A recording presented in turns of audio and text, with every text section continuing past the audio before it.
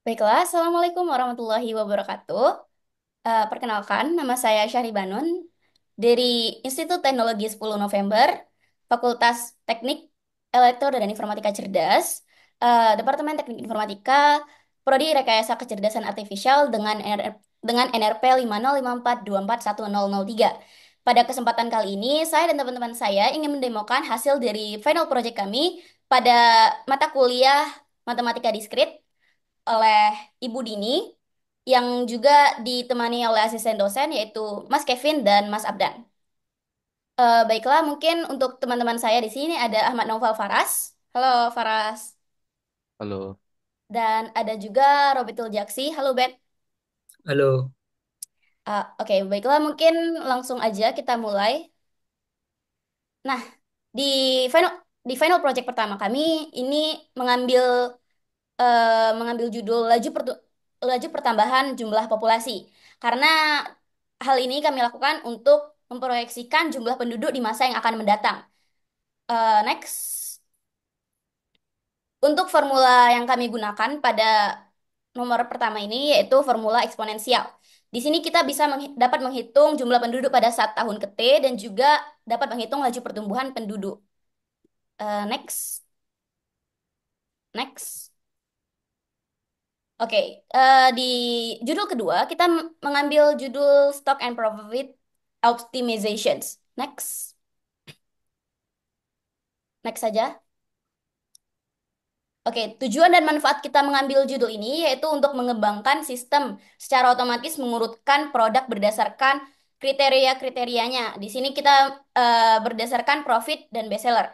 Manfaatnya juga untuk membantu pemilik bisnis dalam pengambilan keputusan yang strategis, menyediakan wawasan mengenai produk yang paling menguntungkan dan paling populer, juga dapat mengoptimalkan tampilan produk di platform e-commerce sehingga produk tersebut dapat dihitung yang terlaris dan menguntungkan akan terlihat terlebih dahulu. Next. Oke, untuk flowchartnya, pertama program akan membaca data CSV dari stok produk. Selanjutnya, user akan menginput jumlah terjual untuk tiap produk dan hitung pendapatan untung dan stok sisa dan persentase. Setelah menghitung, program akan menyimpan hal tersebut ke dalam output, yang mana pada hal ini dalam file output CSV. Selanjutnya akan mengesorting data dan menampilkan data ke dalam GUI. Dan akan menanyakan lagi kepada user apakah mau menginput kembali atau tidak. Seperti itu. Next. Mungkin kita lanjut aja ke source code. Di nomor pertama mungkin akan dijelaskan oleh teman saya Ubed. Kepada Ubed dipersilahkan.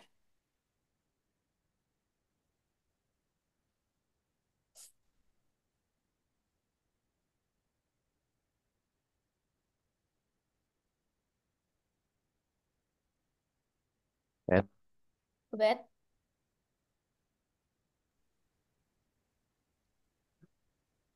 Apakah suara saya kedengaran? iya terdengar. Kedengaran, kedengaran. Ya, ya, pertama kita import modul yang dibutuhkan yaitu math dan time.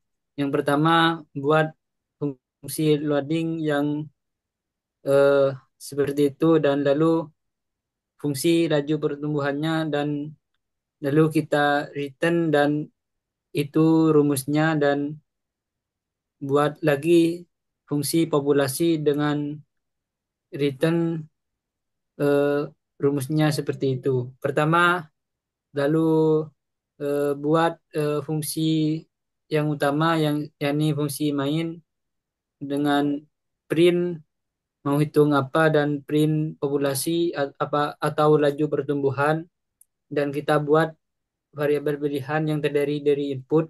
Jika pilihan sama dengan satu maka menghitung populasi dan jika pilihan sama dengan dua maka menghitung laju pertumbuhan. Mungkin bisa dicontohin untuk Ya, runningnya.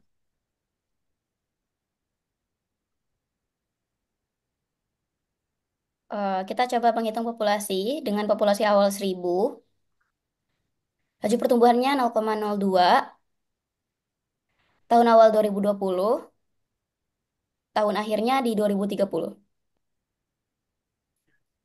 Oke.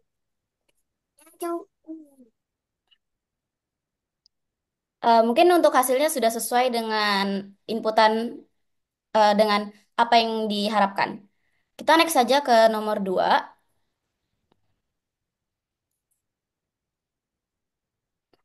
Oke, di nomor 2 ini kita juga harus mengimport eh, library library yang kita perlukan. Di sini kita menggunakan Tkinter dan CSV dan datetime.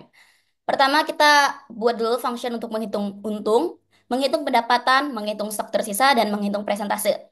Selanjutnya, karena kita menggunakan algoritma sorting di sini yang kita gunakan adalah algoritma merge sort.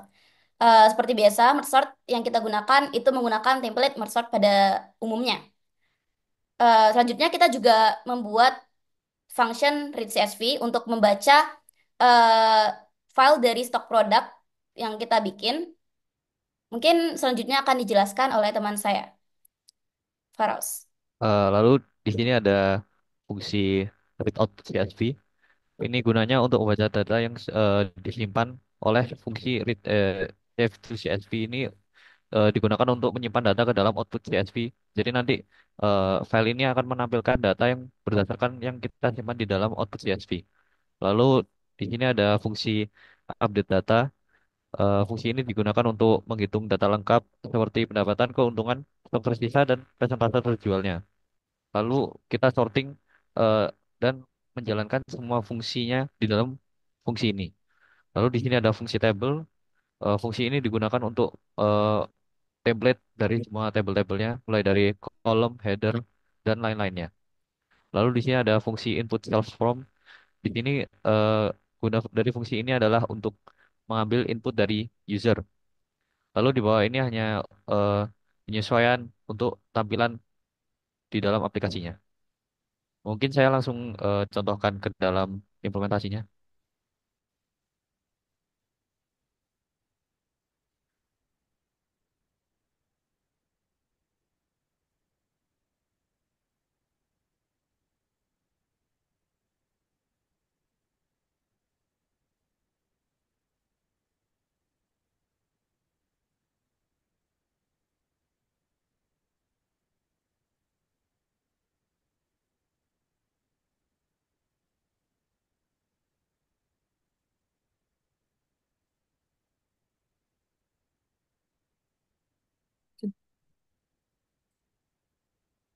Nah, di sini ada 4 tabel, yang dimana tabel pertama diurutkan berdasarkan untungnya.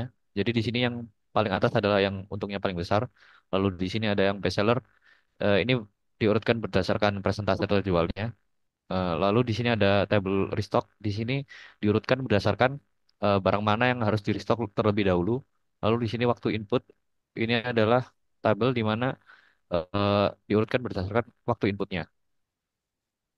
Mungkin bisa kita lanjut untuk ke nomor 3. Nah, di nomor 3 ini kita disuruh untuk mengimplementasikan fungsi-fungsi yang sudah dituliskan oleh asisten dosen kita yaitu Mas Abdan. Di sini di fungsi pertama ada fungsi init player.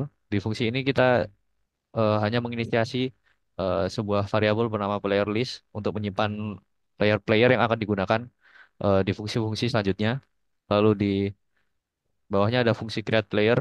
Ini untuk eh, menyimpan atribut apa saja yang akan dipunyai oleh player tersebut. Lalu di sini ada fungsi add player.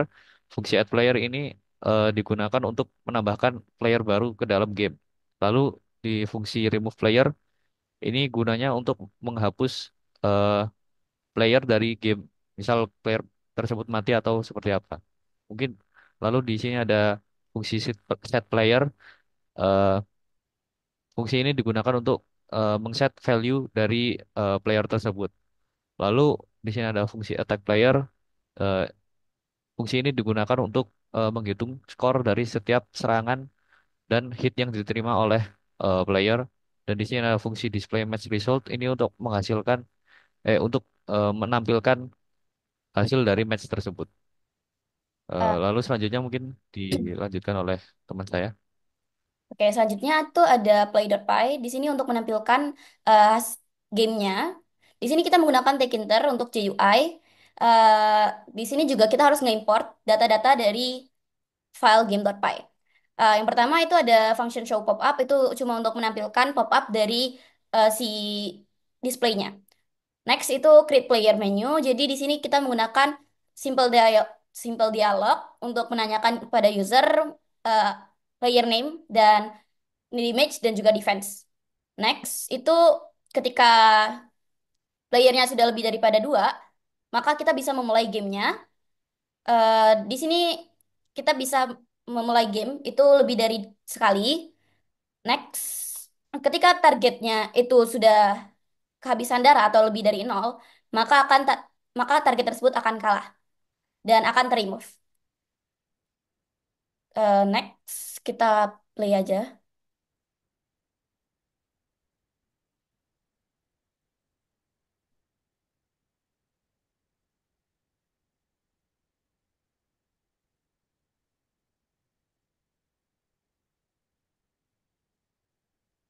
Oke, user Handoko udah ke input. Next.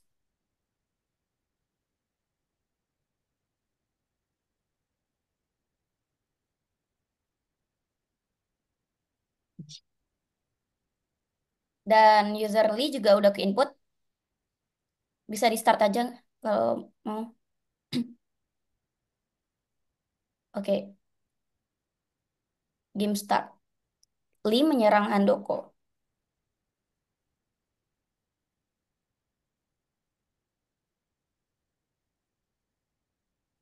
Nah, di sini Handoko kalah.